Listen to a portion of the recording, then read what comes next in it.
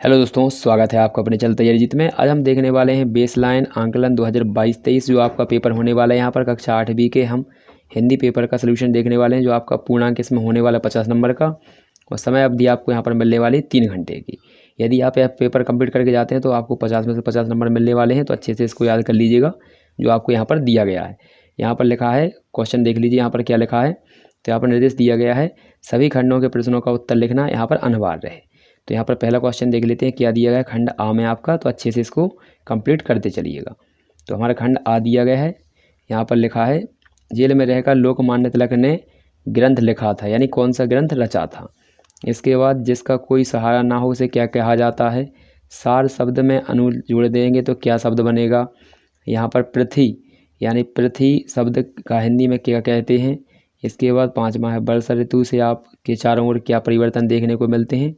आप अपने बुजुर्गों के साथ किस प्रकार का व्यवहार करना पसंद करते हैं। तो इनके आंसर आप देख लीजिए यहाँ पर। तो पहले क्वेश्चन का आंसर देखेंगे हम। तो पहले क्वेश्चन में आपको क्या भरना है यहाँ पर देख लीजिए। तो ये रहा हमारा फर्स्ट क्वेश्चन का आंसर। तो पहले क्वेश्चन का आपको भरना है यहाँ पर रिक्त स्थान में, तो इसका हो जाएगा गीता रहस्य। तो इसका सही आंसर है ये गीता रहस्य।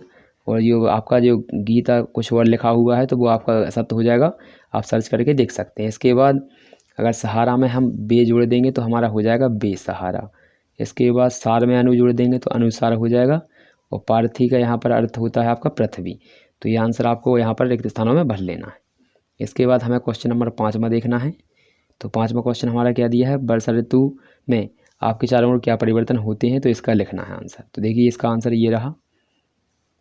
तो अच्छे से इसको नोट डाउन कर लीजिए। ये क्वेश्चन नंबर 5वां है आपका।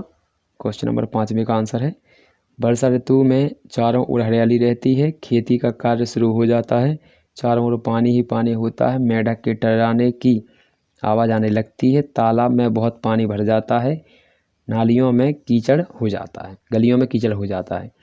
तो ये आपका आंसर हो जाएगा क्वेश्चन नंबर 5वें का। इसके बाद 6वां क्वेश्चन देख लेते हैं। 6वां क्वेश्चन हमारा क्या दिया है यहाँ पर। तो ये रहा क्वेश्चन नंबर 6वां। ठीक है, 6वें क्वेश्चन का भी आंसर देख लेते हैं। तो ये रहा क्वेश्चन 6वें का आंसर। हमें अपने बुजुर्गों का बहुत आदर करेंगे, उनके साथ समय बिताएंगे, उनके कार्यों में मदद करेंगे और उनके साथ अच्छा व्यवहार करेंगे और उनके स्वास्थ्य का ध्यान रखेंगे। तो ये हमारा क्वेश्चन नंबर 6वें का आंसर हो जाएगा। इसके बाद हम क्वेश्चन नंबर 7वां देख लेते हैं। तो ये रहा हमारा क्वेश्चन नंबर 7वां 7। अच्छे से देख लीजिए इसको। क्वेश्चन नंबर 7 में क्या दिया है आपका। तो यहाँ पर लिखा है, आप अपने बारे यहाँ पर आप अपने के बारे में आपको अपनी मातृभाषा में यहाँ पर 5 टेंस लिखने हैं। तो ये इसका भी आंसर देख लेते हैं हम। तो ये रहा हमारा क्वेश्चन 7 का आंसर। तो ये रहा आपका क्वेश्चन नंबर 7। इसमें आपको अपने बारे में लिखना है, देख लीजिए यहाँ पर।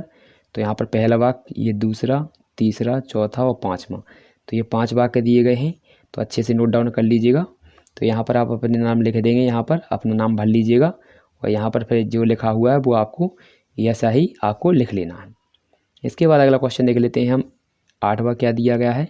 8वां लिखा है हमारा, भ्रष्टाचार को दूर करने के लिए क्या क्या उपाय किए जा सकते हैं, इसके बारे में लिखना है।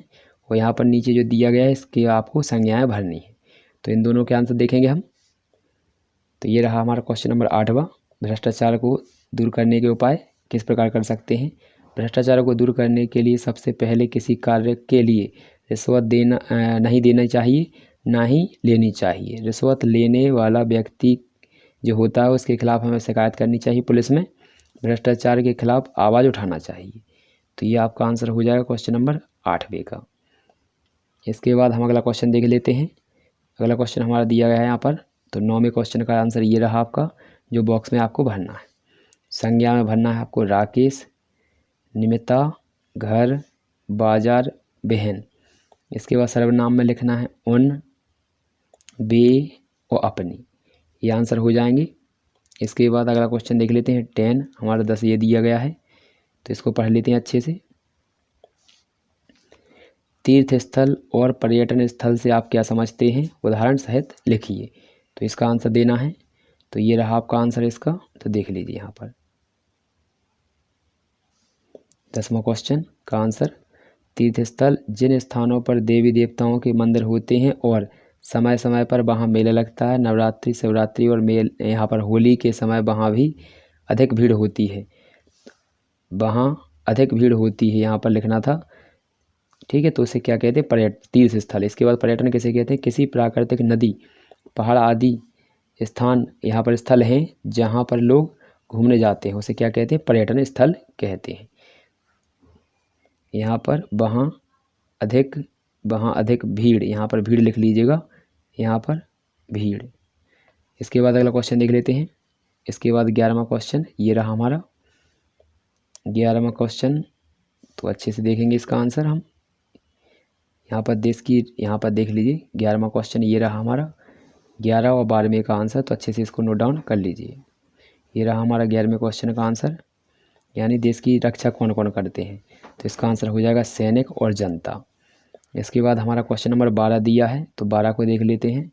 ये रहा हमारा क्वेश्चन नंबर 12 है, यानी बड़ों को पत्र लिखते समय संबोधन में क्या क्या लिख सकते हैं? तो ये रहा आंसर इसका। तो क्या क्या लिख सकते हैं यहाँ पर 12वें क्वेश्चन में देख लीजिए। ये रहा आंसर। आदर सूचक शब्द हैं आपके आप, महोदय, माननीय। इसके बाद अभिवादन में लिखना है, अभिवादन, प्रणाम, चरण स्पर्श आदि शब्द लिख सकते हैं।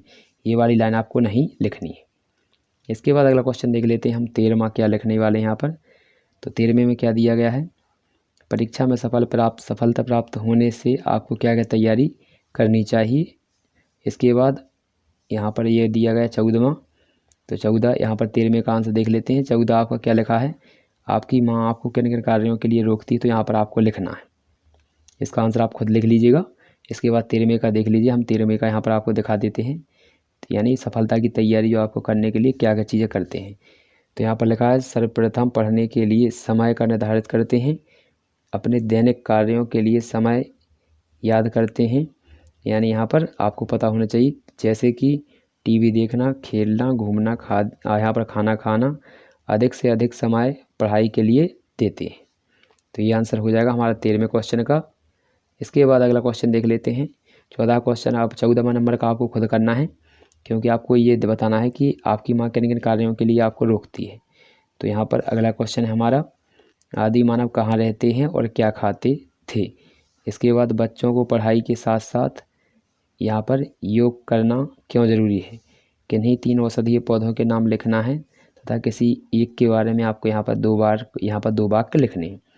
तो आइए ऊपर वाले 15वां 16वां का आंसर देख लेते हैं। तो ये रहे हमारे क्वेश्चन नंबर 15 और 16 का आंसर। तो 15वें क्वेश्चन का आंसर देख लेते हैं। आदि मानव जंगलों में रहते थे, यहाँ पर जानवरों का कच्चा मांस खाते थे। तो ये रहा क्वेश्चन नंबर हमारा 15 का आंसर। 16वें का आंसर ये रहा पढ़ाई को, यहाँ पर ये रहा 16वें का आंसर, बच्चों को पढ़ाई के साथ साथ योग भी करना चाहिए, क्योंकि योग से यहाँ पर हो जाएगा योग करने से तन और मन दोनों स्वस्थ रहता है तथा एकाग्रता बढ़ती है। तो ये आंसर हो जाएगा। अच्छे से इसको नोट डाउन कर लीजिएगा। इसके बाद हमारा अगला क्वेश्चन है 17। तो ये रहा 17वें क्वेश्चन का आंसर है। अच्छे से नोट डाउन कर लीजिएगा। इसमें औषधीय पौधों के 3 नाम लिखने थे, तो नीम, बबूल और कत्था हो जाएगा। और एक के बारे में आपको 2 सेंटेंस लिखने थे, तो यहाँ पर ये 2 वाक्य नीम के बारे में लिखे। नीम एक औषधीय पौधा है। नीम के प्रत्येक भाग का प्रयोग औषधि के रूप में किया जाता है। आशा है कि आपने अच्छे से समझा होगा इसे और पूरे क्वेश्चनों के आंसर आपने नोट डाउन किए होंगे। तो आपको 50 में से 50 नंबर यहाँ पर मिलने वाले हैं। अच्छे से तैयारी कर लीजिएगा इसकी। तो यहाँ पर पिछले वाले जो आपने वीडियो नहीं देखे हैं, तो इनका भी आपको यहाँ पर लिस्ट मिल रहा होगा। तो सभी को एक साथ में देख लीजिए और सभी की तैयारी अच्छे से करके आपको कंप्लीट कर लेनी है। तो मिलते हैं अगली वीडियो में, तब तक के लिए जय हिंद, जय भारत।